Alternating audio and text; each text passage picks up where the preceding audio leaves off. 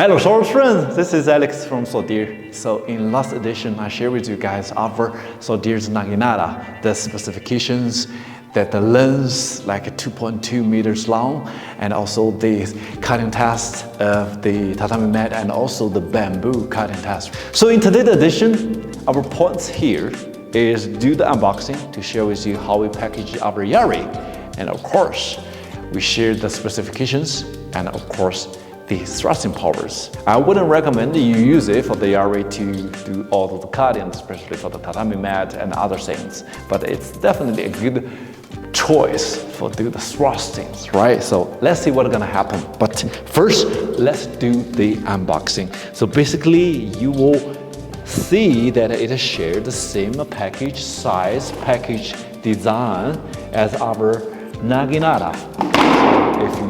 So if you have saw our last video. So basically, open the box. Now I do it like this. You will see there's a styrofoam covered with this box. Don't worry, like what I mentioned many times before, when we ship it out by air shipping, we're gonna put another box wrapped up the original box right there. So don't worry. Styrofoam to make a slot everywhere to make sure you have the blade itself and also the shaft inside of it. So basically it can be seated safely right there. It won't just wobbling around during the shipping. So like what I tested right here. So basically when you do all those impacting during the shipping, it can absorb those impacts easily. All right, so this is the main point. So now I'm taking out of the small piece one by one. This is something you don't want to mess because the cookies, normally we would give you 3 extras cookies for locking the tongue of the blade. So take this one out first. Now we have to be carefully taking out the Yari blade right there. It's made of spring steel and it's really beautiful. I'm gonna share it later. Now we take them out one by one, and of course we have the shafts right there. So compared to the Naginata, it's not a flat and rounded. It's more rounded shaft because we use it for thrusting, right? So control direction doesn't make really a lot of sense. So basically it's covered with all of the bubble foam right there to absorb all of the impact during the shipping. So extra protection to the shaft.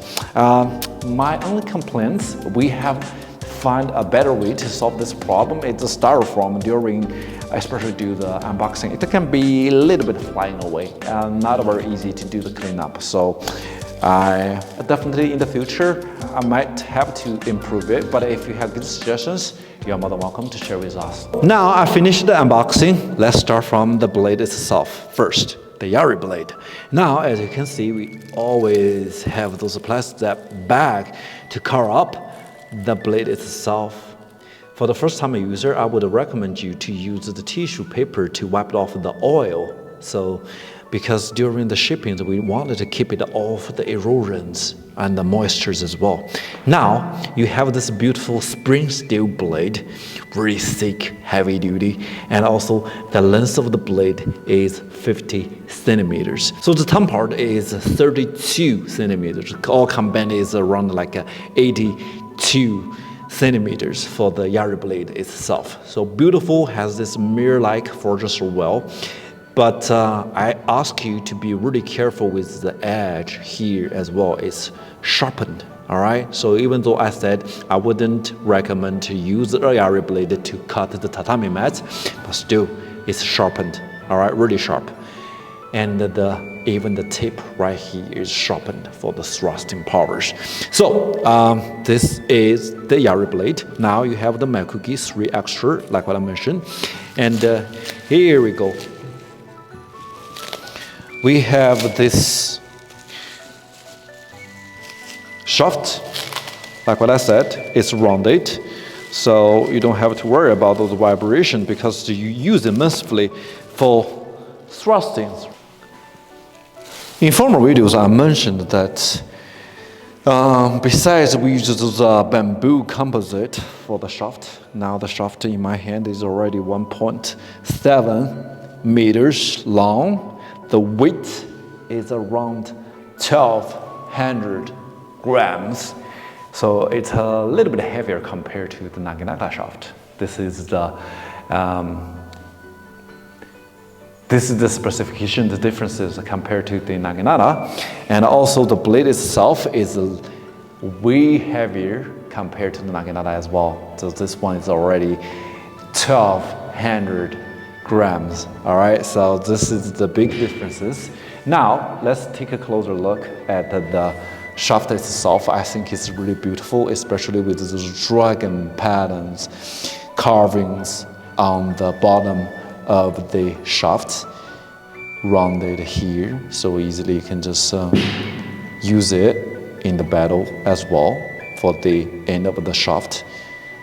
Lacquer painted, and it's actually covered with the cloth, 3 layers of cloth on the bamboo composite. You have like a really good flex strength, dragon seamed feature right there. Very beautiful, auspicious cloth right there. This is the part for the mekugi to lock the tongue. All right, so let's assemble them up. It's basically easy, right? This is really easy. You just easily take it off. As you roll, you will see we already have one mekugis right there to fit it in the slot. Now, all you need to do, carefully, put underneath it. So now, right after the assemblings, which is really easy, right, which I just demonstrated to you guys, it has just one mekugi to lock the tongue and between with the shaft as well. So now, I have it in my hand, 2.2 meters, which makes me really formidable, right? And now I'm a true samurai, ready to do all the cuttings. So first of all, I want you to hear, there's actually, when I do the shakings, there's no rattling sound. So it fitted the shaft, the blade and the shaft is really tight and really good. So you don't have to worry about like the safety of the shaft and also the Yari itself. Now in my hand it's around like a 2,500 grams, the total weight of this Yari. Heavy duty and it's maneuverable, right? So it's easy to do the thrustings, right? Like what I showed right here. It's a rounded shaft. So I have some leftover of those tatami mat. Let's test out the thrusting powers, right? To see how comfortable it can be. Although it's like around like 2,000 grams, right? So it's pretty heavy. See how it's gonna work out. There we go. Powerful thrustings. You can easily control it by using one hand in the back and another one to release it. Easy to thrusting through. Now, I'm gonna do it one more time.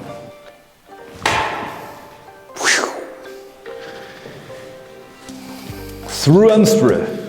There we go.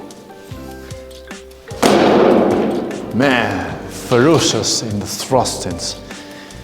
It can just easily break through all those